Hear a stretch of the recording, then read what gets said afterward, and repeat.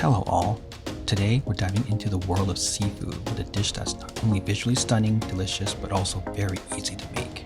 We're going to steam these fresh scallops on a bed of vermicelli noodles. Let's get started. We'll start by opening the scallops by using a butter knife. You'll see one side of the scallop is round while the other side is flat. Place your knife into the flat side and gently scrape the muscle off the shell. Once done, one side of the shell will pop open. The precious part is the white scallop muscle in the middle. I'll be pulling off and discarding all the fringe. I also like to keep the roe as well. Hold the fringe tightly and gently pull it away.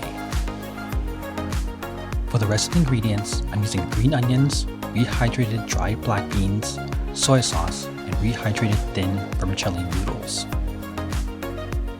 Now that the scallops have been rinsed off, I'm taking it off the shell so I can place a bed of vermicelli noodles underneath. The noodles contain a little bit of soy sauce, some of the sliced green onions, and the black beans. Then place the scallops on top of the noodles and place the remaining of the ingredients on top, and sprinkle a bit of black pepper on top of that. We're just about ready to steam. Look at this beautiful dish. If you are enjoying this video and want to see more content just like this, make sure you hit that subscribe button below. By subscribing, you'll be the first to know when I release new videos. Place the scallops into the hot steamer and steam for 5 to 6 minutes. These look about ready. Let's take it out. Time for another close-up while it's cooling down. I'm so ready to try these out. I'm giving my noodles a final mix and then giving it a bite.